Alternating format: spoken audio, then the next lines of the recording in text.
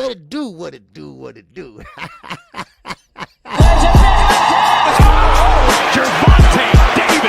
I'm definitely face of boxing. Absolutely. They up the level, I'm going to up the level with them every time.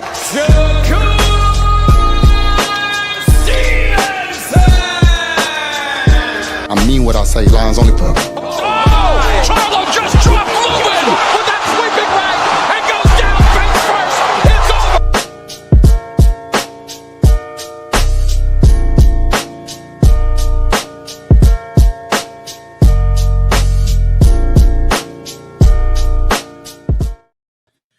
Hey.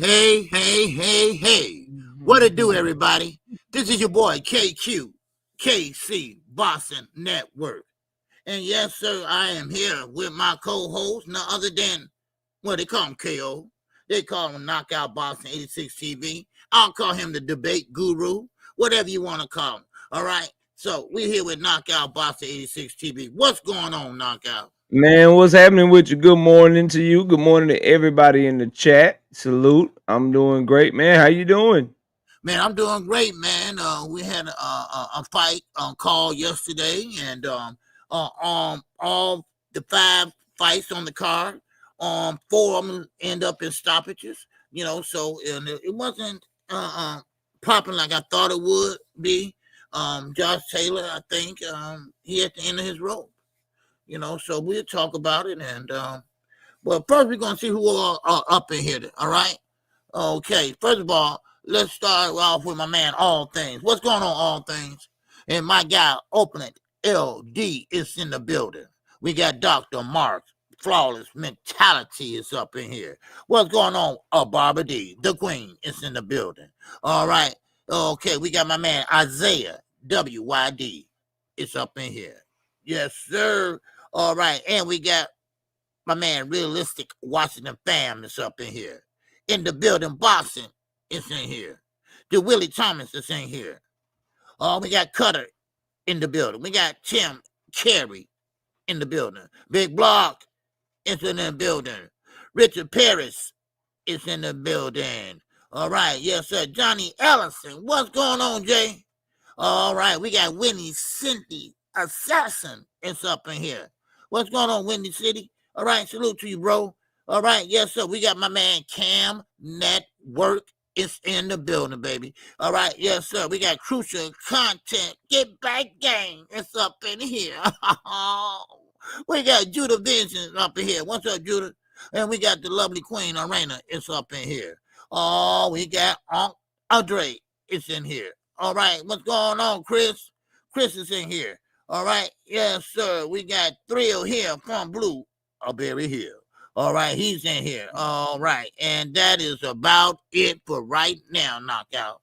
All right. What's up, man? Y'all smash the like button, good people. Welcome to this Sunday show. Smash the like button, man. Well, you said we had a fight yesterday. One fight yesterday was Moises Itauma. We was talking about him off stage. He's the heavyweight that fought, got the knockout in the second round against that 41-year-old former football player.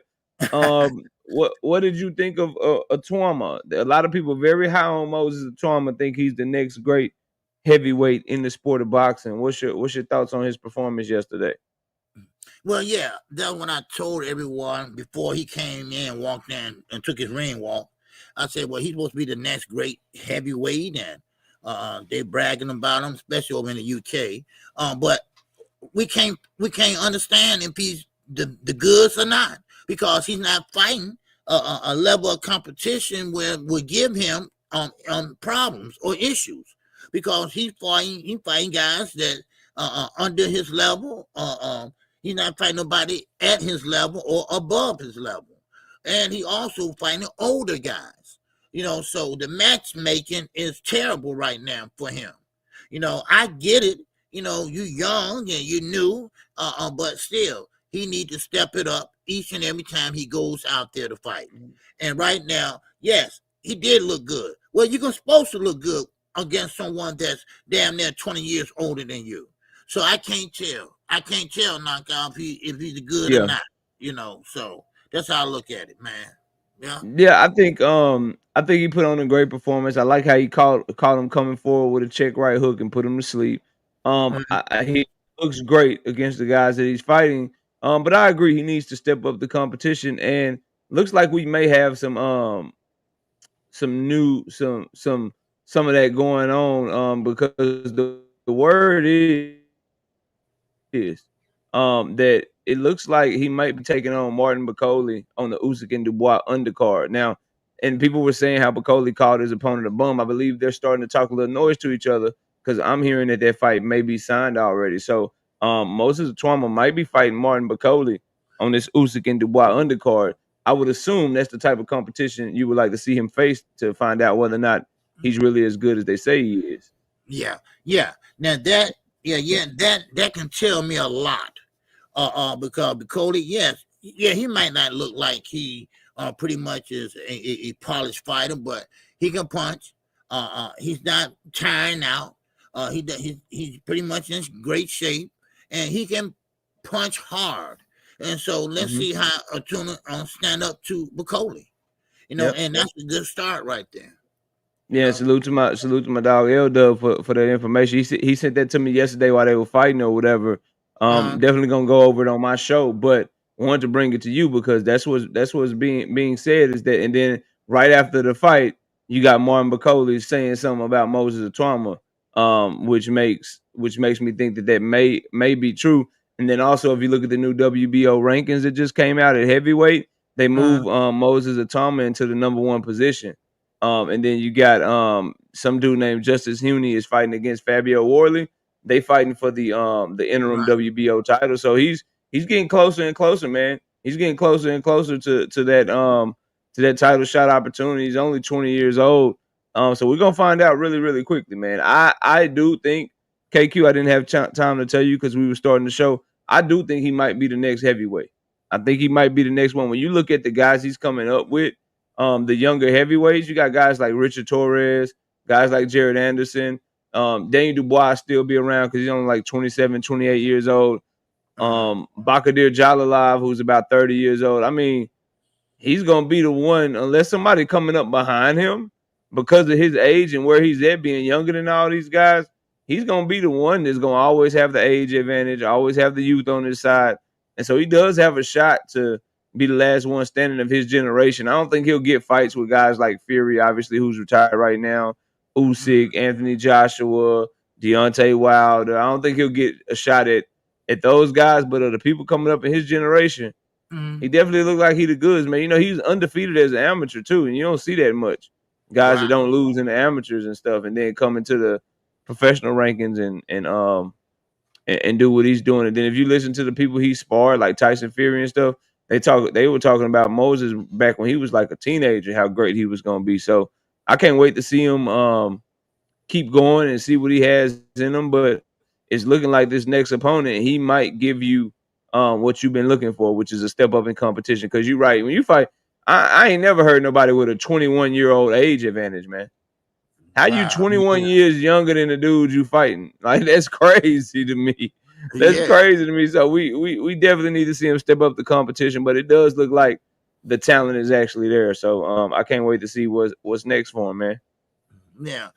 So that's why they were showing on Bakole, because I was wondering what was Bakole doing there in Scotland.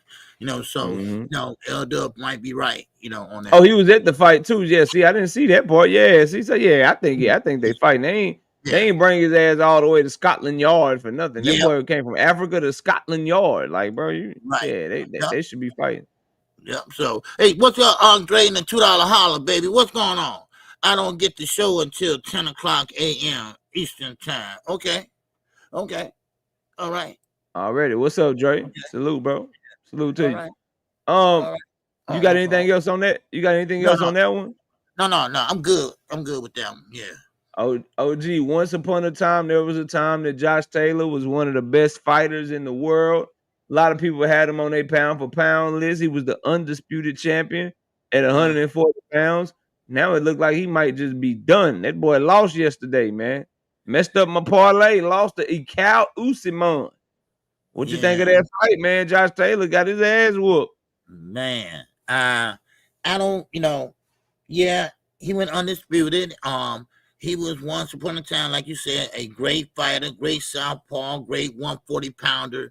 But last night to them, it seemed like he was rushing his offense.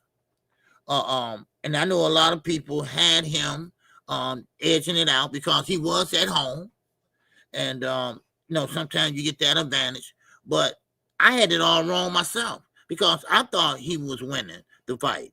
But of course they gave it to Usman, and I was very surprised about that because Taylor was catching him because it seemed like Usman didn't know how to fight a southpaw. It seemed like he was having a hard time at first. Then I think he pretty much caught on, and next thing you know, he pretty much caught him with some clean, straight rights. Like I always say, the way you fight a southpaw with a straight right hand, and he was landing that right hand because he came in kind of like on the side, crooked, and then that's how he was landing them, and then Taylor, he would spin around and end up on the side of him, So but Taylor, he was a scrappy little guy. He was a scrappy guy inside the clinch, but still he was holding on tight. I think them body shots was getting to him because it looked like he ran out of breath as we got into the later rounds, as we going into the championship rounds. He was breathing hard. So I think them body shots, because the way he was holding, and he got a master hold, boy. You can't move your arms or hands or anything because he'll grab you from behind and pull up on your arms so you cannot move.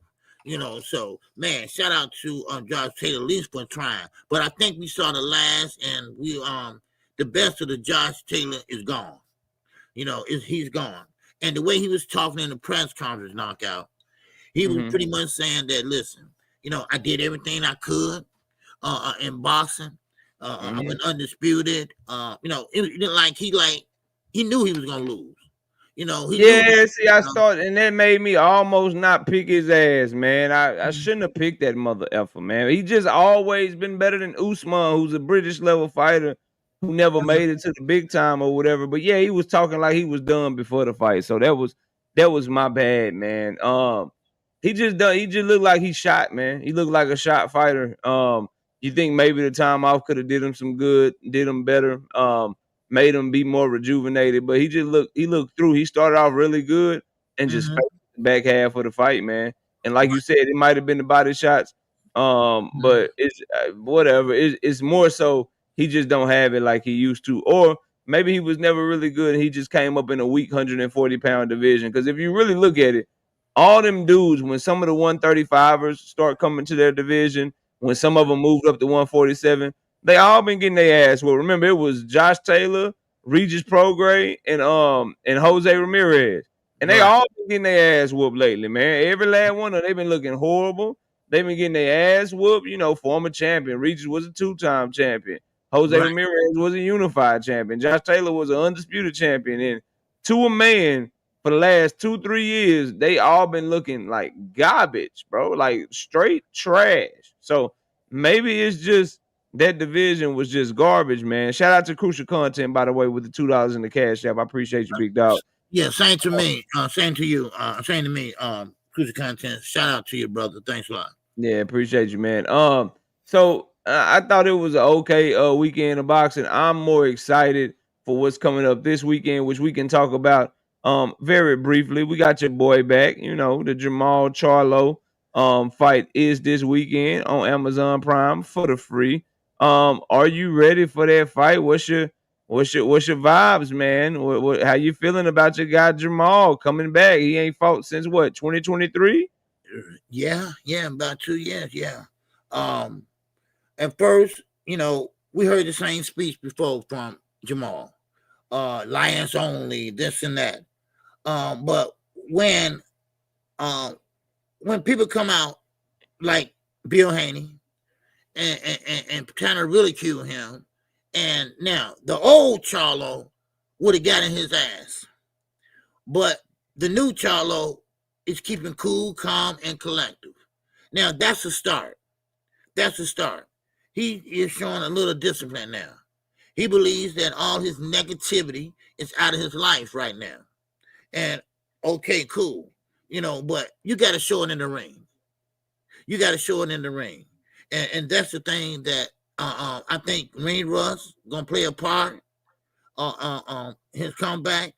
But Jamal, he had one of the best jabs in boxing at one time. So if he can get back to that, somewhat back to that old Jamal, then we might have a fight on our hands. He's tall.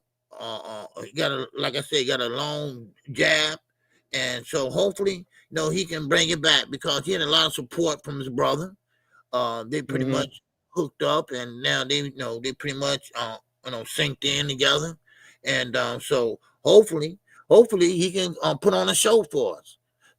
And also they're trying to set it up so he can fight a Kellen Plant or someone else. So man, so good luck to him, and I think he can do it too. Them Charlos, one thing about you still believe in Jamal. Look at you. Look at you. You still believe in Jamal. Look at you like an Adrian Broner fan. He can do it. If he just let his hands go. Right. That's how you got to do it. Oh, man. Because, he been around for a while. I understand. He came over from Golden Boy. He came over with that group over there, they came over to PBC. And he the last of the Mohicans. I get it, but, he might still have something left. Maybe not a lot to give, but enough to get over the hump against Lamont. So hopefully he can pull it off. But that's all I have on it right now. Man, I'm not worried about this fight for Jamal Charlo. For me, it's always about what he does in between fights because he's so talented. He's so good that when he's coming back against like a Jose Benavidez Jr. or a Thomas Lamont in this case, like he gonna win. He gonna do his thing. I'm worried about what happens next with him. Like, are you gonna get back in the gym, stay active, and are you gonna actually make it to the Caleb Plant fight and fight 2 times this year? Like, are you actually gonna get the job done, stay disciplined, keep your head on straight, and get to the big fight where we can really see some questions answered of you? He always has been, in my opinion, always will be, number one, the more talented of the 2 brothers. But number 2, and most importantly, he always has been and always will be able to just show up. And this may be a blessing and a curse. And I could be dead wrong and I could be proven wrong this weekend. But guys like Thomas Lamont, guys like Jose Benavidez Jr., Charlo could just show up and beat them. He could just show up and beat guys like Thomas Lamont, who, yes, he gonna come to fight. He a tough guy, whatever. But like you said, that jab, that's just natural, man. That timing that he got, that's just natural. Charlo is just an athlete that's just nasty with it, bro. The thing is, I guess, the Lord can't give you everything. He just got some demons that he got to exercise and overcome. And we'll see whether or not he's able to do that. But I fully anticipate for him to hold up his part of the deal. I anticipate for Caleb Plant to hold up his part of the deal. But I know Caleb Plant is going to get back in the gym and he'll be ready to fight again. I'm worried about what happens to Charlo once he get his money, once he get the W. Are you going to go to the bar or you going to go to the boxing gym? You going to go to the club or you going to go hit the track? Like, that's the question, man. That's always going to be the question. Like, he says they all say the right shit when they got a fight coming up. Maybe he will stay disciplined because they keeping him having a fight coming up. Maybe with people like him, you need to have his shit scheduled in advance. I don't know. But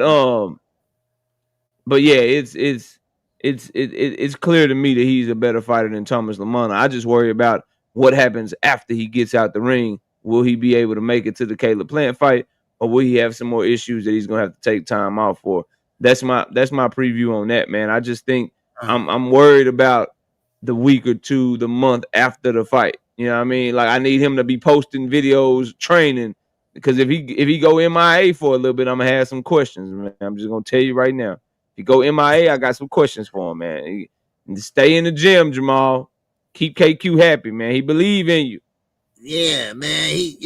he said he got all the negativity. Now, I don't know what that means. I know he has some personal problems with family. When he said he got that out of his life and he got a new start, new foundation on life and everything. And, and he did sound like it. And like I said, Bill jumped on him, because he said Rolly should fight Devin next. That's who you should fight. And then Bill, of course, he, said everything under the sun to him. But he didn't go off. He didn't go off. And, normally he would have said, whatever. But, he kept calm. And like you said, the old Charlo would have went off on him. He said, but now, I got a new attitude, a new way of looking at things. So hopefully, he still get that dog in him. So yes, yeah. I can't wait to see it. Now, you brought up Bill Haney. Did you see the hit list? Yeah, Devin Haney hit list. Yes. What are your thoughts on the Haney hit list? He got a hit list. He got his list. He's checking it twice, and it's not even Christmas. Man, what's your thoughts now? What do you think of the hit list? A lot of people, a lot of Devin Haney fans, 47 of them. He has 47 fans. They all like the hit list. All 22 of his fans. Yes, the number went down in 10 seconds. 22 of his fans, all 22 of them, they love the Devin Haney hit list. What do you think of the hit list, man? Do you think it's a real list? You think it's a fraudulent list? You think it's a list for attention? Can he beat the people on the list? What are your thoughts, man? What do you think of the hit list? I just want to know. Well, I'm gonna say this. Bill has always been a lot of bullshit coming out of his mouth, and this is another cap. Right? We know where Devin's at right now. Oscar knows what Devin at right now, and this is what he's trying to do. He's trying to draw attention to himself. Now, Bill, you're not the fighter. Your son is. And your son, first of all, number one on the list is Tio. Well, I'm sorry. Tio, yes, he's let me just read it. Let me read it real quick, KQ, because I think Johnny hasn't seen the list. He says, I haven't seen it. Who is on the list? Just real quick. Number 1, Teofimo Lopez. Number 2, Shakur Stevenson. Number 3, Gervonta Davis. Number 4, Jerron Bootsendis. Number 5, Brian Norman Jr. Number 6, Mario Barrios. Number 7, Keshawn Davis. Number 8, Rolly Romero. Number 9, Connor Ben. Number 10, Ryan Garcia. Go ahead, man. What do you think? Man, see, first of all, half of them guys not even his weight class. I mean, would you think you're going to go lose weight, go see Victor Conte and lose weight and go back and fight Tank? No. You can't even make 140, son. You're too soft to go to 147, so you're going to go ahead and catch weight at 143. They were calling this weight in my chat. They call it light welterweight. Is the name? Oh, my God. Man, that's what they said, man. That's what they said in my chat. They say he's fighting in the light welterweight division. I didn't like. That's what they said, man. I'm just, hey, man, go ahead. Yeah. Bobby D. Yeah, Ryan should be next, but Oscar don't want it. Oscar said, "Why should I put Ryan in there with a runner? Why should I waste my time with Devin? I mean, his stock has dropped. Ryan Garcia's stock dropped too. That's some BS. That's some BS for Oscar. I think Oscar and Devin. I think Oscar tripping. But here's what I say about Ryan Garcia. Ryan Garcia's went against Oscar De La Hoya a bunch of times. So although I hate Ryan Garcia, I think he's a cheater. I don't like him at all. I will say Oscar De La Hoya is worried about what's next for Ryan Garcia. That don't make much sense because he didn't want to fight. He didn't want him to fight Gervonta Tank Davis. Ryan Garcia did that shit anyway. He didn't want him to fight Devin Haney the first time. He fought Devin Haney anyway. So, what you can say whatever you want about Ryan Garcia. Ryan Garcia go do what he want to do, and he be making fights and shit. So, I take Oscar De La Hoya's word with a grain of salt until I see Ryan Garcia turn that fight down himself. But yes, he should be number 1 on the list. That was a red flag to me. The other red flag, KQ, is I don't know why Rolly Romero and Mario Barrios are even on this list because the Haney said that they were trash and a waste of time and C and D level fighters when Tank Davis fought them. So I don't like to see them on that list.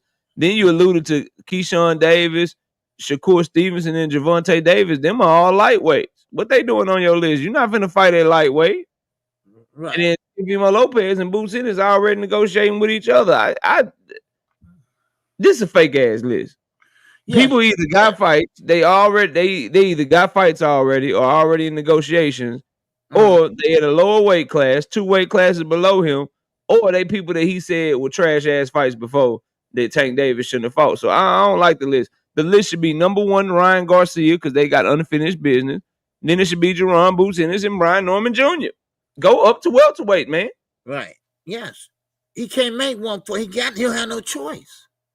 He don't have no choice. What he need to do is figure out how he gonna keep these guys off of him. Because I don't think he has the punching power. Well, I know he don't have the punching power to keep them off of him. So he's like stuck in a hard place, a rock in a hard place. And listen, and you got to stop firing everybody you hire. You got to stop going through trainers each and every fight you fight. You got rid of Mickey Bay. You got rid of Jab Judah. And now when I hear Nate gone, so listen, you got to stop doing that and let him get a rapport with somebody, just like Earl did with Derrick James and Once Upon a Time. That's what he need to do. But you got Bill in the way. Bill coming up there with that old school 1977 bullshit, and think somebody gonna buy it. No, nobody's not buying that list. All right, that's in your mind, son. And I blame his fans for it. Because his fans keep thinking that he is this almighty great Superman of boxing, and he's not. He is not. He is not no big star that can sit there and whoop boots. No, this man was petrified. All right, when he was fighting, he was petrified. And then Shane Mosley, of course, he was trying to tell him, look, man, you got to throw some punches, whatever. But no, he said, Bill Haney said, no, we're going to win like this. Don't drop that bag. We got a lifestyle to uphold. Yeah. we got to keep this lifestyle. We got to make it to the next one. I heard that, man. But his stock dropped. That fight made his stock drop, and Ryan didn't do no favors by getting knocked on the keister. So I mean, what do you think? What do you think? This is my thoughts, right? Because I've been talking to people about this when we went live on Friday, and I think the only fight for Devin Haney and Ryan Garcia is each other. That's the fight that makes the most sense, and they need to hurry up and do it before they really mess up the rematch and somebody lose again or look bad in another fight again. I feel like if they gonna look bad, if they gonna look like shot fighters or whatever, they should at least just fight each other because that's what people want to see and that's what they can make the most money off of. Because if they keep fighting, I'm with you. Like if Ryan keep fighting at welterweight and Devin keep fighting at welterweight, somebody else gonna pick their ass off before they get to each other. There was a reason that they spent the majority of their careers so far fighting at weight classes, killing themselves to make weight. Yeah. Because they knew deep down they wasn't strong enough and really built for the weight class they were supposed to be in, which was the welterweight division. So I think they need to fight each other right now, bro. Because when you look at guys like Brian Norman Jr., you look at guys like Jerron Boots Ennis, hell, even Stanley Onis, if he get active and shit, in the lower tier welterweights like Butayev and Mario Barrios and like, man, there's some tough fights for them boys up there, man. They can't. Them dudes are strong and bigger than them. They need to fight each other for real, as soon as possible. Because shit, they get up there, they get up there, they gonna mess around and lose somebody you don't expect them to lose to. Right. Yeah. Exactly. Get their ass whooped by somebody you don't expect them to get their ass whooped by. They need to fight right now for we. This should be Deontay Wilder and Anthony Joshua. Well, but at least we got one. But they'll never fight again, bro. If they keep fighting other people, because somebody gonna get their ass whooped. Somebody gonna get their ass whooped for sure. So, that's my thoughts, man. Do you think? I don't want to see another tune up or them fight other people. They need to fight each other next immediately before somebody mess up. Like guys on that list, Conor Ben fuck around and fuck up the whole fight. Conor Ben can fuck around and whoop Devin ass, man. I know. That's what I said early last week. Conor Ben don't have accurate punches, but he do have power, and he'll throw some wild shit and knock Devin, break his jaw. That's just. And then Brian Norman and Jerron Boots Ennis, please, bro. Please, that those are mismatches. Yes. That like Jerron Boots Ennis versus Devin Haney or Ryan Garcia or Teofimo Lopez. Those are tune-ups for Jerron. Those aren't even real fights. Those are tune-ups, bro. Like, no, we don't want to see them. Brian Norman Jr. and Jerron Boots Ennis need to fight so Boots can get the 154 pounds. All them other dudes need to stay the hell away from him because those are tune-up fights. It's him, and then it's everybody else at welterweight, man. The gap is too huge, man. Jerron Boots Ennis came up in the wrong era. You know what I mean? Like, if he would have came up in the era of Keith Thurman, Terrence Crawford, Earl Spence, Sean Porter, Danny Garcia, maybe he'd have some competition, man. Yeah. Maybe he'll have some competition. But coming up in the era he coming up in, bro, ain't nobody there for him. Yeah. Ain't nobody there for him, man. So let me go ahead, KQ. I think we got some breaking news in the chat. I'm trying to look it up, but go ahead. Okay. Let me see. Shout out to Isaiah. He said hit list is fake. 4 of those guys already have fights. True. All right. Brashley, what social media site? Where? Put it in the chat. Do Brashley got a wrench over here? He just dropped you a super chat. Oh, no, he don't. Okay. He said Tank officially posted the fight. I'm trying to figure out where he posted it at so I can try to pull it up for y'all, man. Okay, he posted the fight. Okay. So he just they saying he just announced it, man. Okay. Where you at, Bradley? And shout out to Bobby D with the $2 holler in the super chat. Appreciate you, Bobby D. All right. Anybody see it? Okay. But what KO doing that? Listen. Make sure what else you got, man? I'll find it. We can keep going. All right. Make sure y'all hit the like button also. Okay. And make sure you hit knockout Cash App and KQ Cash App. It's officially TikTok, Bradley said. He announced it on TikTok. I didn't know he had a TikTok. Yeah, that's crazy. Yeah. So but once again, yes, Devin and Ryan, they should be next. And you're right. These guys are killing themselves, and that's what I was trying to tell you all last week on my show. All right. And he posted on TikTok, Chris said. All right. Yeah. Chris said he posted on TikTok. So, but anyway, that's what I'm trying to tell everybody. That listen, these guys, you can't talk about Tank weight draining nobody. Because they already weight drained. Because they don't want to go up to the next weight class because those guys up there, they hit a little bit harder. They're a little bit more polished. They're a little more fundamentally sound. All right, defensive responsible. I mean, those guys up there, they don't want no part of it. Look how Devin Haney was looking when he got ready to fight Cambosa the second time. I mean, he pretty much was killing himself. You know, I mean, he didn't even look the same. That got a link by D1 knockout. Yeah, I'm looking at it. And okay, you see it? Okay. All right. Zaya, once again, in our super chat with the $2 holler, baby. He said, did y'all see Rick Glazer's comment to Tank on X? No, I didn't see that. What Rick Glazer say with his line? Hey, real quick. Are y'all sure this is real TikTok? Is this the real Tank TikTok, bro? Are y'all 100% sure, man? Mr. Anderson, what's good with you? Because I don't have no TikTok. You know, they be having fake pages and shit, man. So did y'all fact check this shit? They say, yeah, that's him. Oh, yeah, we own it. We own it, KQ, August 16th, baby. Turn me all the way up. Turn me all the way up. It's official. He said it himself. So we rocking. And what I do want to say is, if I could toot my own horn, KQ, I announced this shit like a week ago before everybody else. If you go back to my my timeline. So no, you didn't. Yeah, I did. Yeah, I did, bro. Yes, I did, bro. I got the sword. I just messing with you. I did, bro. I promise. I wouldn't lie to you. I know. I wouldn't lie to you, bro. Come on, man. Yeah. But yeah, man. So the fight's official for August 16th. This is great news, man. This is great. This is great news. And I'm gonna tell you, go ahead and catch a super chat. We can get into it since it just dropped. We can get into it. Go ahead. Okay, my man Nuke Warlock with the $5 super chat.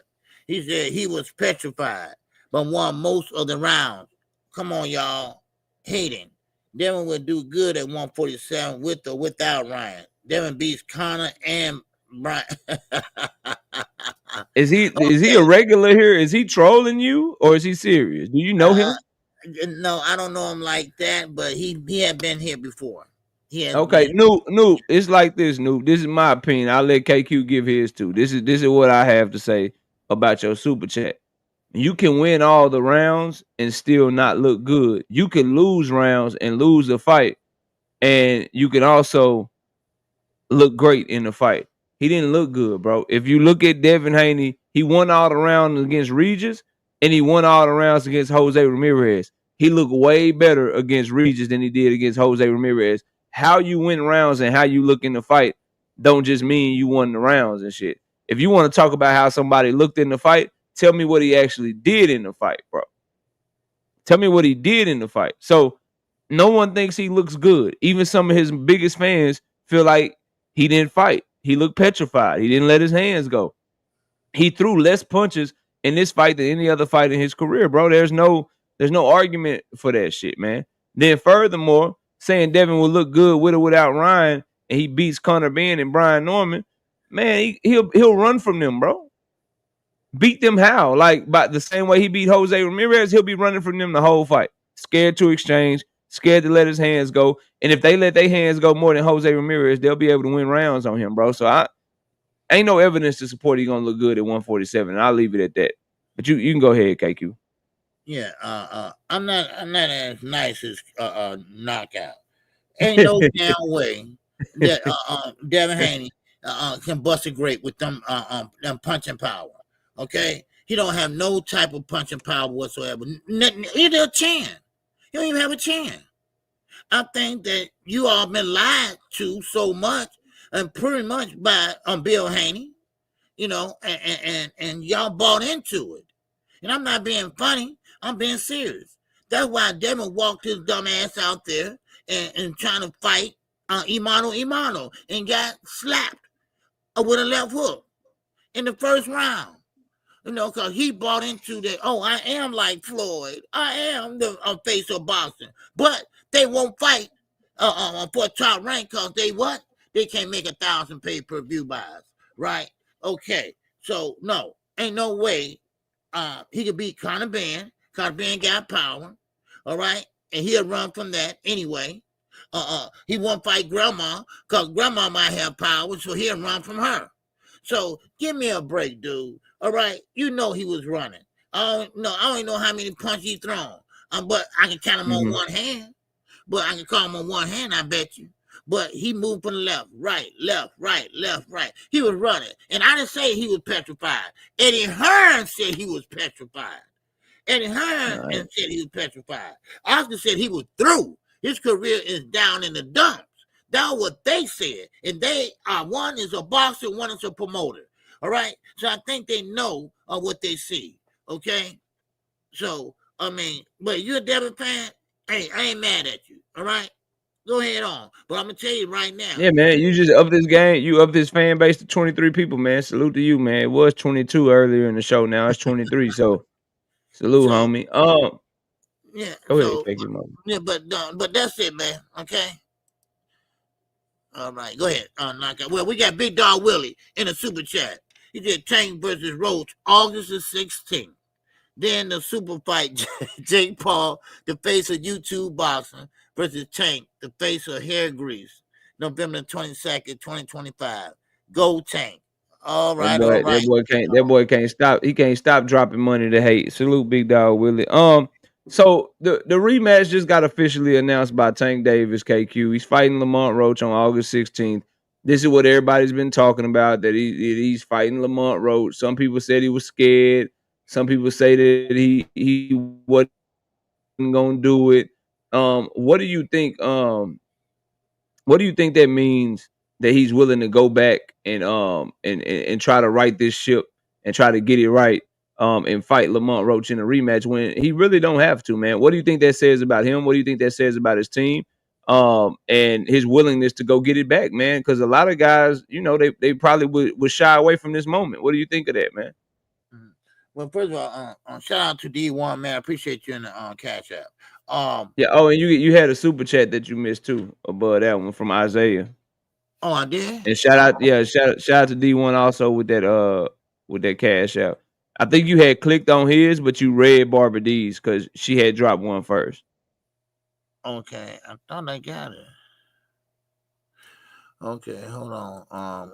Okay, Isaiah. Okay, hit list a fake for those guys. No, it was okay. Did y'all see? It was the one. The comment. Now you read that one too. It's the one right up under Nuke Warlock. It say he back on Twitter as of yesterday. Oh yeah, he was talking about Tank. Yeah, Bradley said that he's back on Twitter yesterday. All right, yes sir. Appreciate you, Bradley McClain, with that $2 holler, man. He's back on Twitter as if yesterday. Okay, all right. Yeah. So he's focused. Yeah. All so right, what do you think though, man, of the rematch? Now that it's official and we got one of the fighters announcing it, what's your thoughts, man, on Tank announcing the rematch and actually going right straight back to it with Lamont Roach only 5 months later? You know what? That's a good thing. All right, it's a good thing. Let me tell you why. Because the best fighters in history and today, if you have a close decision, it doesn't matter if it's a draw or the scores was so close that you lost. And a lot of people think you lost, so you run it back. And that's what great fighters do. Now, most fighters that say, man, oh, he was hard, man, and then never rematch, like Canelo and Bivol. So when you got guys like Floyd Mayweather rematch Marcos Maidana, he only did it 2 times in his whole career. And that shows me that, listen, he knows he can beat this guy. He knew what was wrong the first time, and now he correcting it, and now he's running right back the next time. He don't want to fight in between. That what shows me that, hey, this man wants this fight. This man is the real deal. That's what it shows me. It shows me that he's not scared. That shows me that, because a lot of people were saying, no, he don't want no more of that Lamont Roach smoke. Watch KQ. Yep. He gonna drag it out. He gonna drag it out. He gonna drag it out to August 16th. How about that? He gonna drag it out to August. Yeah, he gonna drag it out for another 2 months. He gonna drag that shit out for another 2 months, man. Yeah. But that's the way you do it, okay? Because I mean, I've been watching boxing all my life, and that's how they did it back then, and now that's how they're doing it today. So if you really want that smoke, if you really think you won, then run it back next, and I ain't mad at them. So there you go. Yeah, so you got another super chat, Chris. I got a video dropping on that today, dog. Like he cut his hair, Yeah, hey, I got a video on it. This that Samson and Delilah shit in reverse though. He cut his hair to get his strength back. Yeah, Chris. I peeped that on the Twitter picture, man. I got some videos dropping on that. He cut his hair. It looked like it on the picture. He got a picture up on X that he took. He got a hat on or whatever, but his fro looks short as shit. Look like he said, I ain't getting no hair grease in my shit this time. Y'all ain't gonna play with me. Look like he cut his shit down. Look like he might be rocking the baby fro for the rematch. But yeah, for sure. Hey, look, whatever it takes to win legally, then go ahead and do what you got to do. And that's what I'm saying. Great fighters, makes adjustments. All right, great fighters make adjustments, and that is part of ring IQ. The man got a great ring IQ. The man is an all-around fighter, all-around great fighter. Every time he step in the ring, he's at a disadvantage. Why? Because of the height, because of the reach. All right, so he had to what? He had to use his ring IQ to find out how he can get inside, how he can get that knockout. That's what I'm talking about. So. Yeah. See, now I gotta do some more. Research because now they're saying that's a fan page on TikTok. See, that's why I don't know, man. I don't know. It say it got a lot of followers and shit. I don't know, bro. Okay. His shit in a ponytail. He ain't cut. Okay, I got y'all. But bro, y'all got do some research. I see this page got a lot of followers and shit. I don't know, y'all. I don't fucking know. Now y'all got me scared to make a video on this shit. I'm not gonna lie to y'all, man. I got to do some more research for myself. But anyway, the rematch happening on August 16th. I think it just says like what you said, man. It says that he knows that he gotta get that right. It says that he's a dog, and it says that he's understanding the assignment of being the face of boxing. When you had these poor performances, you alluded to it, right? All of the greats before him, Andre Ward had to go back and fight Sergey Kovalev. Lennox Lewis had to get it right with Rockman. Floyd had to get it right with Maidana and with motherfucking Jose Luis Castillo. You know what I mean? Like that's just part of the nature, man. And I like rematches like this because KQ, like these fights, when they happen again, they rarely look like the same fight. Like they always look different. Now that could be a good news, bad news thing for Tank Davis and his fan base, or it could be great news for him, or horrible news. We'll see, but rarely do they look the same. Usually the second fight looks way different from the first fight. And so if you look at how the first fight went, that could be an outstanding proposition for Tank Davis and his fans and his chances to win the fight, because it could look totally different in a rematch and make you forget the first fight. So we'll see what happens, man. But I really like the fact that he's going straight back to it, because we see what happens with Devin Haney and Ryan Garcia, right? They don't go straight back into the rematch. They try to take some tune-ups, come back to it, and now the fight don't have his value that it had. Now Haney fans is like, he can fight T.O. He don't need Ryan. Ryan Garcia voters out here like, we don't need to fight Devin in the rematch. He's a runner and shit. Like it's always best to get straight back to it so you can get some clarity as soon as possible for the fan bases and for the fans of boxing. So I can't wait to see this shit, man. I cannot wait to see this rematch, because it's gonna be one of those ones where you get a lot of questions answered, and a lot of people gonna have to shut the hell up. And I'm honest enough to know if Tank don't look good, Tank fans gonna have to shut the hell up and gonna have to eat that shit. If he look great and outstanding, all the people that hate on him, they're gonna have to eat that shit. And he gonna make it look real. He gonna have an opportunity to make everybody look real stupid for doubting him all of a sudden. So I can't wait to see it, man. You got anything else on it? Because we got to talk about these fake brothers too, man. We got to talk about this shit. But go ahead. What else you got? Let me go to the link, Allison. They put in the chat there, my man. All right, yeah, go ahead, knockout. Okay. No, that's all I got on it, man. Did you have anything else on it? Oh no. Everything cool. Yeah, I said all I had to say on that one. Okay. All right. So Keshawn Davis calls Shakur Stevenson a weirdo and says he should go ahead and just marry Richardson Hitchens. Calls them both weirdos. Say y'all should just go ahead and get married. The fake brotherhood is officially over. What do you think? I saw that coming a long time ago.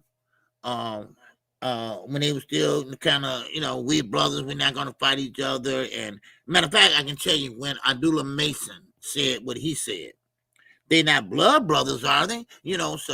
So that made me think, okay, now I knew that Keshawn going to be the first one to pull the trigger. Why? Because he's over there with Terrence Crawford, Omac, Bernie the Boxer, and Terrence Crawford himself. They always are talking a lot of shit. They always believe that they are better than whoever they fighting. So what's up, BBO? And they always got something to say about the same person in your weight class. Look at Keshawn. He says, well, Tank, you've been tricking the game too long, this and that. But did he really mean it? No, he didn't, because he ain't brought it up again. So what they do is they push guys that not like that, but end up being like that. Keshawn wasn't like that. He was younger. He wasn't talkative and a loud mouth like that. And next thing you know, there he go, going in on his so-called blood brother. Well, Shakur looking like, hey, dude, what's up with you? But he got Bull Mac behind him. Bull Mac, he full of shit sometimes too, but he do have a great fighter. And he had some great fighters, but still in all, Keshawn said, hey, look, if the money right, hey, look, I'm gonna fight him. And then, of course, Richard Hitchens, he didn't ask for Keshawn to be a part of that conversation. Keshawn just popped in and said, man, y'all sound like a bunch of weirdos. He wasn't even a part of the conversation on Twitter. They were talking to each other.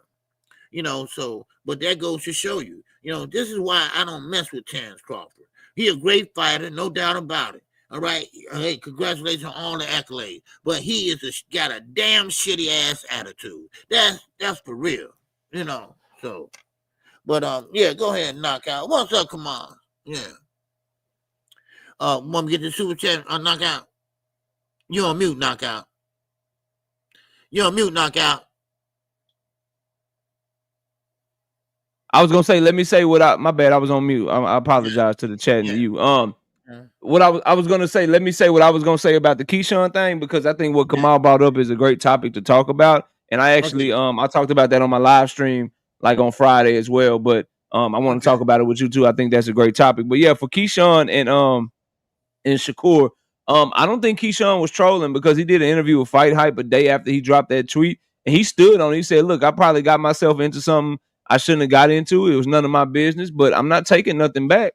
He says, I meant it. I'm not taking nothing back. And yeah, dead ass. He said that shit. The interview dropped on Friday on Fight Hype. He was talking to Fight Hype, and they asked him about the tweet, about what he said about Richard Hitchens, and he said, I'm not taking nothing back, bro.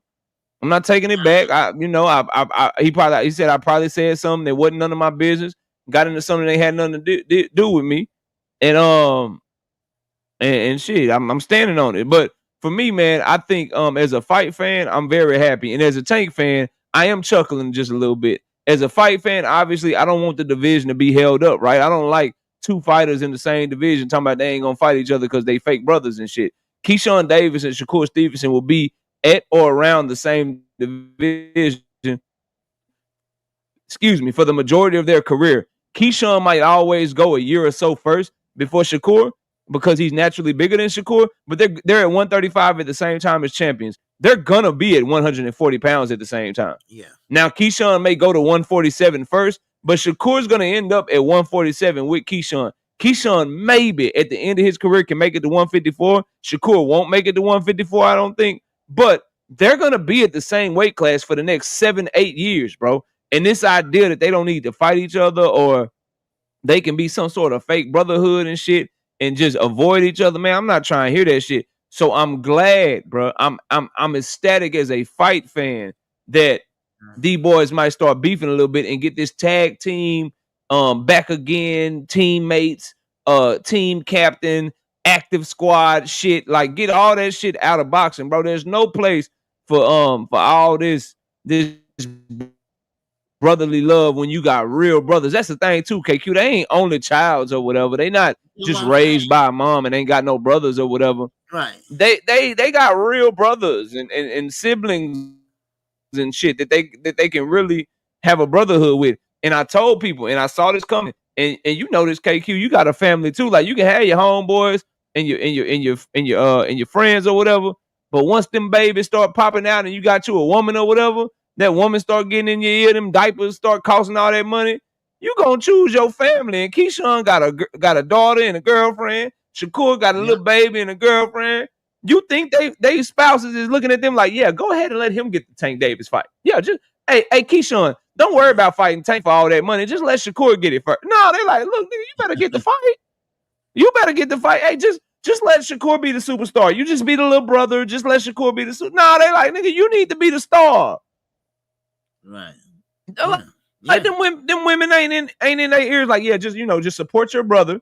Don't worry about me. Don't worry about me. Support your brother and just let him get all the accolades, all the shine, and you just play the background. Nah, them women and them family and looking at them babies, they like, dad. We need money, dad. I want bottles and diapers and all that shit. So you could see the shit coming. And like you said, I'm not surprised that Keshawn was the one to do it first, because he's the one that seemed to be more with the smoke. You can tell by how they fight or whatever. Yeah. Shakur got all these fake brothers and shit. He want Keshawn to be his brother, Abdullah Mason to be his brother, Raymond Ford to be his brother. And then going to the tweet that you was talking about, him and Richard Hitchens, I don't think Keshawn said nothing wrong, because they do got like a toxic boyfriend-girlfriend relationship. If you really look at it, like he said, y'all should just get married, because Richard Hitchens and Shakur Stevenson don't know what they want to do. One minute they cussing each other out, the next minute they brothers and shit rooting for each other to shine, and it look weird, kind of like a toxic ass relationship. Like, you know, it is what it is, but I'm glad that the shit happened. I'm happy. And then as a Tank fan, it makes me chuckle a little bit, because I get to watch all the Shakur fans that was pretending to be Keshawn Davis fans. Now they got a decision to make. They got to turn on Keshawn, and it's going to be fun to watch. It's going to be very fun to watch. And I'm going to play Petty the whole goddamn time in the background. Yeah. Like these dudes is grown with women and shit, is what I'm saying, right. Crucial. Your woman not gonna tell you to let another man play the background for you. Like, they not, yeah, bro. Like, your woman ain't gonna be like, yeah, let him just outshine you, baby. No, they gonna want to push you to the forefront. Them women in their ears, like, you need to be a star. Fuck all that brother shit. Y'all can be brothers after the fight. Yeah. So I mean, what it is, man. For the longest, you know, when it comes down to the money and things like that, no, dude, we're gonna fight, you know, and what? Of course, Shakur kept on pushing it. We ain't gonna fight. I don't care. It's $1 million. Well, Keshawn care. Yeah, he care. You know, too. But man, this makes me happy, because now I hope that people, we'll see who real and who not, because I hope people would push for the Keshawn Shakur fight just as hard as they push for Tank to fight all these guys, man. All these dudes need to fight each other, bro. Right.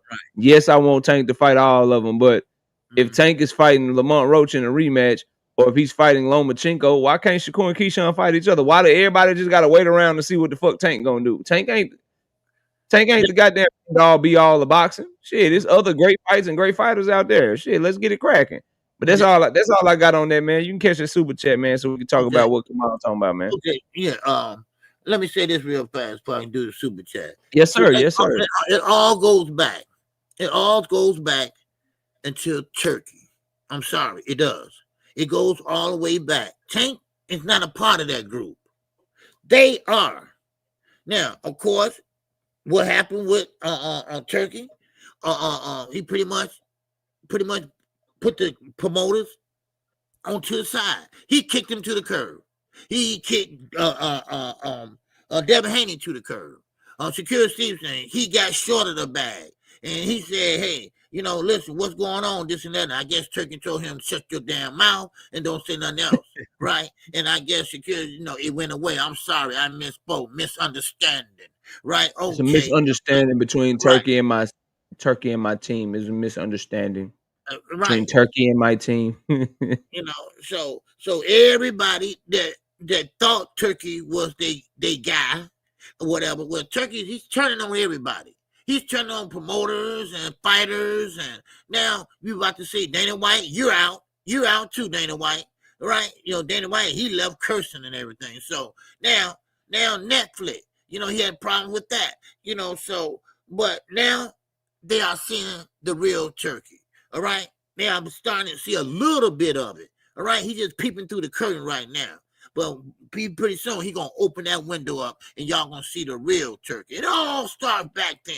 All right, what's up, Kamal? All right, in that super chat, baby. Yes, sir. He said thoughts on Bob Aaron's comment to Fight Hub on how Turkey overpaying fighters to their market value is bad for boxing. That's right. I talked about that. Yeah, Canelo is just chasing the money, and Threat Haney's performance was disgraceful.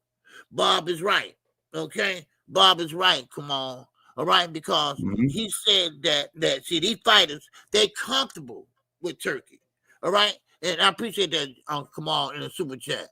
Now they are pretty much comfortable with Turkey, right? Overpaying them, right? See, they cutting corners. See, they want one Tank went in the mud and got. So therefore, they can't do that. So Turkey give him that handout. But now they got so comfortable, they don't even want to fight because they want to mess up the next bag. So they don't want to go in there and look bad. So what they do, they play keep away. They play, okay, we'll play patty cake, baker's man. Bake me a cake as fast as you can.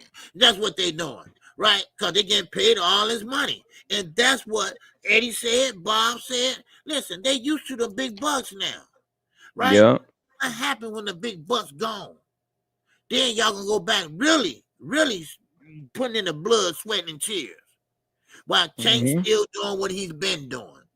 Putting on great performances, breaking records. I mean, and I'm not trying to be a Tank fan or anything, but you gotta look at the tomato and the goddamn tomato. All right? And right now, the tomato's looking good. That tomato, he ain't looking so good. All right? So, so that's how I look at it. You know, yeah, now Turkey see that, okay, I think I am paying them too much. See, everybody was trying to do the Al Heyman model. All right? It didn't work for Triller. It didn't work for DAZN. It didn't work for Rock Nation. It didn't work for 50 Cent Promotions. All right? Now, Al Heyman's still standing. He's still standing. That's all I got. That's true.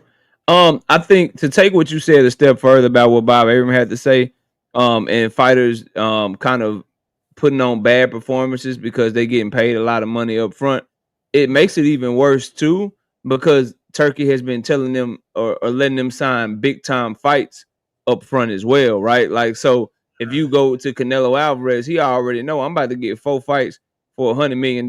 If you go to Devin Haney and Ryan Garcia, they already had their contract signed to fight each other next. And you could tell by the promotion of the Times Square card that they already had everything signed, because they were promoting Ryan Garcia and Devin Haney more than the actual fights that they had coming up. And so the analogy that I gave Kamal and KQ and everybody in the chat, if you didn't hear me speak on it, because I got a whole video on it, is imagine, KQ, if somebody told you they about to buy you your dream motorcycle. All you got to do is, you ain't the one that you have, you just can't wreck it for a week. If you don't wreck your motorcycle for a week straight, then you'll get the motorcycle of your dreams the very next week, paid off, no note, they pay your insurance, everything paid off. You gonna park your motorcycle in the garage, you're not gonna move that motherfucker, you gonna Uber Eats, you gonna Postmates, you gonna do whatever you gotta do to make sure you don't wreck that motorcycle so you can get that dream motorcycle that you got in the future. The analogy that I was giving, KQ, is that's what Turkey is doing. Like, yo, I got this Jose Ramirez fight. As long as you don't mess it up, boy, I got this $20 million payday against Ryan Garcia. Yo, I got this William Skull fight for you. As long as you don't mess it up, I got this $100 million payday with Terrence Crawford. So fighters is going out there like, look, let me not wreck this motorcycle. I'm just going to do whatever the hell I can to make sure that I make it to the next fight. And so now they're not worried about putting on a good performance. They're not worried about doing good in the fight. They're not worried about how the fans think they performed or whatever. They just trying to get to the next bag. They trying to get to the next money. And then you said Tank Davis about him selling out. No, it's not just that, KQ. His money is tied to how many tickets he can sell. His money is tied to how many pay-per-views he can sell. So you know what? I got to go out here and I got to put on a good fucking fight. I gotta go out here and I gotta fight this motherfucker. I gotta try to knock this dude out, because that's what the people come to see. If I don't keep doing that, they don't come to see me no more.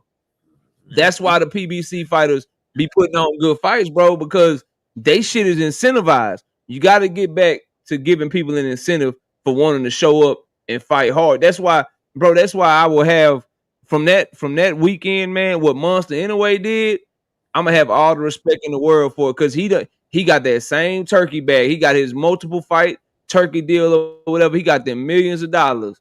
He already had the MJ Akhmadaliev fight signed, but he still went out there against Cordenas and tried to knock his head off his goddamn shoulders, took a risk, put on a hell of a fight, and knocked that dude out, and didn't just be like, yo, I'm just gonna move in box because I ain't trying to fuck up this MJ fight. Let me just move in box. I'm moving around. Like, he didn't do that shit, bro.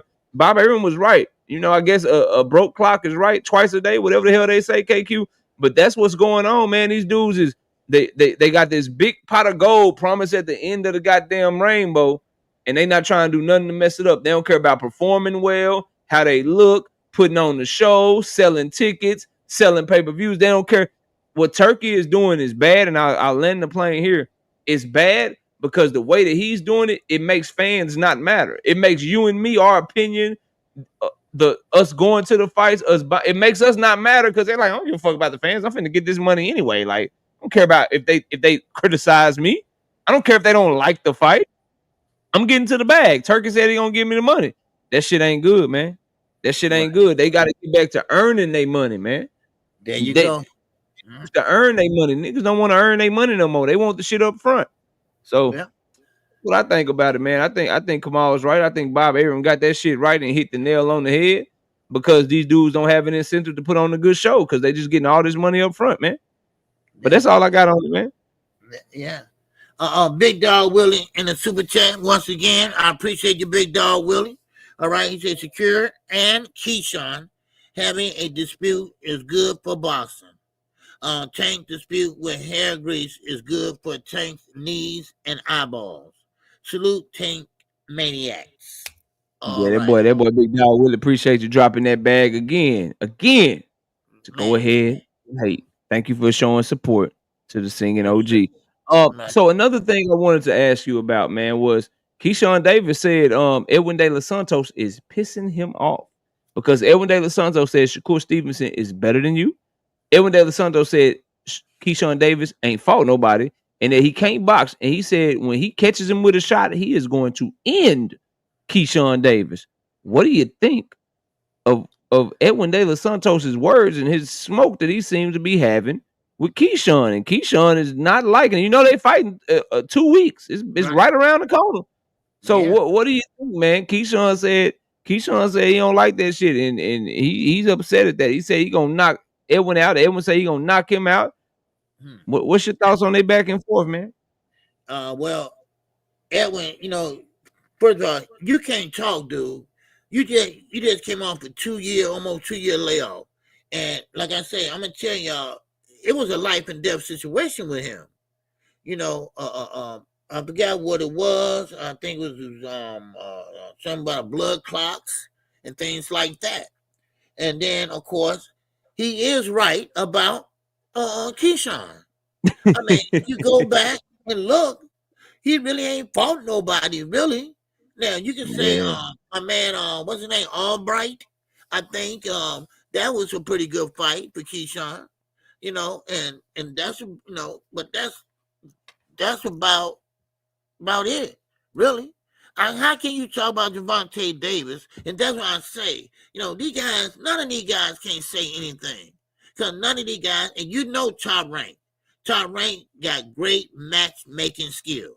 All right, yeah, come on, blood clots. That's what he had. He had blood clots because he could have died from the blood clots. So De Los Santos, you better pray that you still living for one, and you better pray that don't get knocked out for two.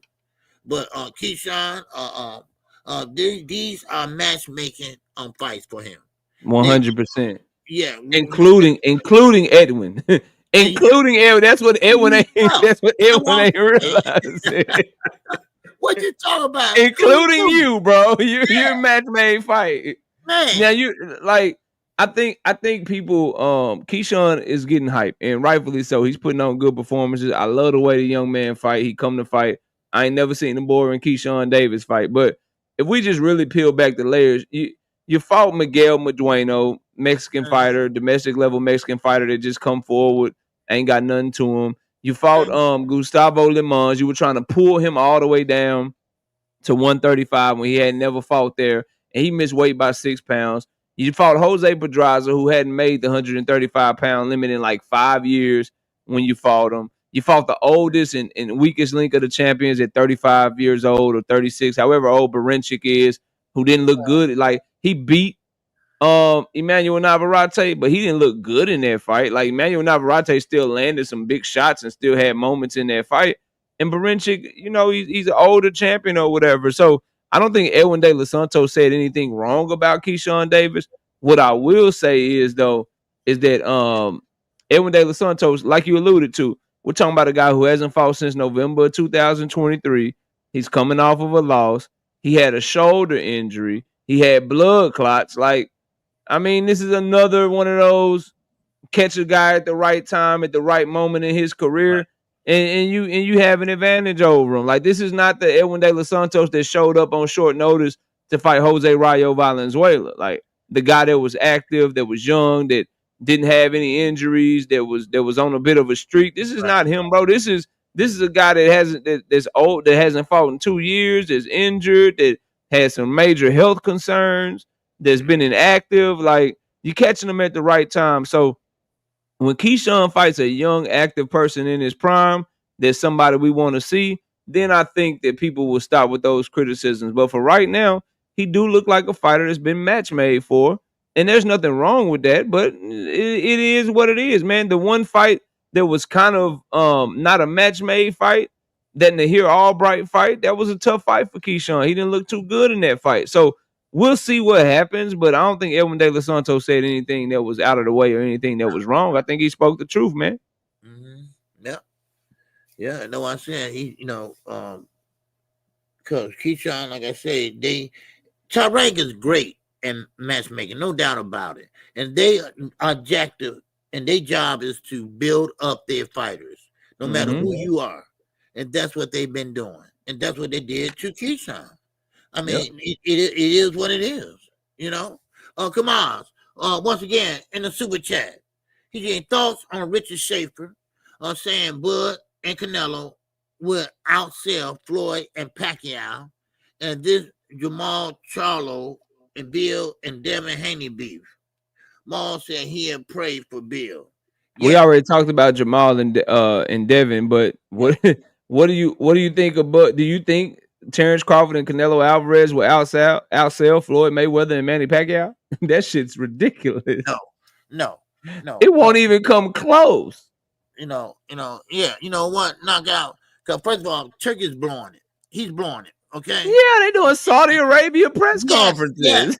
You having a press conference in Saudi Arabia, dude? What you doing, Turkey? Shorty, listen, Turkey. What? No, the whole plan is this, y'all. All right, he ain't trying to find no damn city to put him in. All right, because he blew it with Netflix. By being a homophobic about a woman in power. So he said Canelo said they still fighting in the Legion Stadium and they fighting in Las Vegas. Turkey said they don't know where to fight at. They ain't got that shit. We don't know nothing, man. Canelo don't know. He don't know what's going on. He probably. I mean, Dana White. They don't even know who the promoter was. And he said Dana White. No, Dana White ain't the promoter no more. Turkey kicked him to the curb. The whole objective is for Turkey to have that fight in Saudi Arabia. And what's going to happen is we're going to be sitting there watching that fight, doing it Saturday afternoon, and it's not going to do the numbers.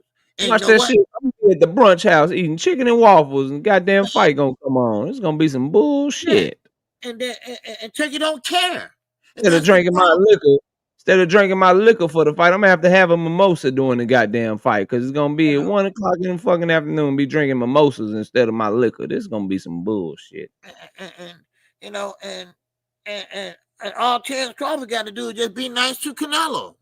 Because that's what Turkey told Score. Hey, be nice to Canelo now. All right? Be nice to Canelo. Right? So that's what Terrence been doing. Terrence ain't been, he ain't been talking no ish. Mm-hmm. He ain't talking no smack like he did Earl. That's Bud though. That's Bud. That's Bud Crawford though. Yeah. That's Bud though, KQ. If you're a black American, he'll disrespect the shit out of you. But if you from another race, another country, he got all the respect in the world for you. You know how Bud do. That's that Bud Crawford shit. He talk shit about his own people, but if he talking about another ethnicity or another race, Bud Crawford he gonna get him all the respect in the world. That's how he get down. That's how Shakur is. That's how Devin is. That's what they do, man. They respect the shit out of them other people, but they going off on them. That's how they roll, man. That's what they be doing. Go ahead. My bad. I'm just saying, I just don't get that, and no offense, but Terrence Crawford, you from Rwanda, so how you gonna sit there and get mad at other black fighters? Come on, give me a break, dude. But still in all, I told everyone this fight gonna end up over in Dubai. It's not gonna do great numbers. And Turkey don't care if it do great numbers or not. He used to losing anyway on the back end. He used to not doing great. But now all that is about to stop. All that running, all that so-called running, judges ain't gonna like that either. They're gonna start taking points from that. Ring generalship and running are two different things. This did well. Muhammad Ali did it. No, Muhammad Ali, it was an art to Muhammad Ali. All right, he was popping that jab while he was on the back foot. He was popping that jab, stop it, pop, bam. Go back and watch some of his fights. They'll tell you. So, but when you just run and hold your gloves up, running this way, that way, two this way, three this way, two this way, four this way. No, that's running. But still in all, you ain't lying. You ain't lying. Yeah, so these guys gonna have to let their hands go. They gonna need to earn they keep. Now, Al Heyman don't overpay his fighters. You got to earn your keep. You got to earn your keep. You're a champion, of course you're gonna get paid. The more you do, the more you sell, the more your money gonna get bigger. That's just the bottom line in the sport of boxing today. But when you got someone like Turkey that just hand out the EBT cards or whatever, then y'all good with it. So y'all ain't gonna really put in no effort. But hey, it's boxing and I ain't mad at them. Get your money though. I will say that. If Turkey my short answer is hell to the no. That it won't approach Floyd Mayweather and Manny Pacquiao numbers, man. The better conversation is, do people think this pay-per-view would do more than 1 million pay-per-view buys? That's the conversation. Can they break the $1 million pay-per-view buy threshold? I think it struggles to do that, KQKC. Wow. I think it's going to struggle to get to 1 million and get to a $20 million live gate. I think the real debate is, will Bud and Canelo outsell Tank and Ryan Garcia? That's the conversation, because I don't see it. It ain't approaching what Mayweather and Pacquiao did. That was an all-time big, like, nah, bro. Y'all ain't tripping with that shit, man. Richard Schaefer, I know you got a job to do, but cut that shit out, man. Cut that shit all the way out. But that's really all I got to say on it. The short answer is no, man. We wrapping the show. Salute to everybody that showed up today. KQ, I appreciate you. Let everybody know, man, as we wrap the show, what you got going on this week, when you gonna be live, when you gonna be off. What's going on, man? What you got?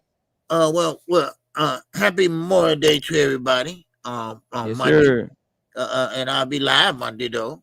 For those that be at home and off work.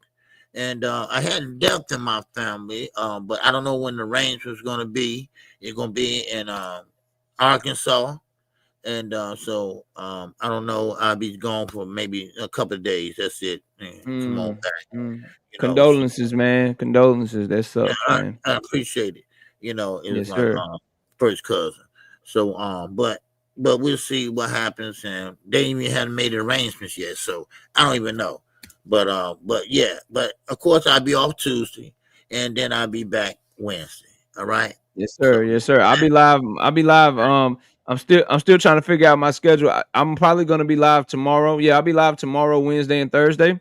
This week might try to still get a quick one in on Friday as well. But y'all stay tuned to the channel for those announcements. Y'all make sure you got your notifications on, sub to the channel, check out the community page. But definitely got a lot to talk about, especially since we got this Tank and Roach announcement from Tank himself. Got a lot to talk about this week. So y'all be sure to tune in, smash that like button. KQ, I appreciate you, man. I'll catch you next time, bro. All right. I appreciate everybody. All right. We living it, right, living peace, it up. All right. Peace. This song is dedicated to all those ballers out there and all those hustlers and just people out there just getting their money on, you know what I'm saying? To all of you haters, just remember this. I'm living it up, y'all. In my lifetime, haters tried to put me down, telling me things I couldn't do and goals I won't achieve. Even my best friends used to tell me that I wouldn't amount to much, but thoughts like those I could not perceive. So I'm living it up, y'all. I got diamond rings and pearls. Because I'm living it up, y'all. I got rich and pretty girls.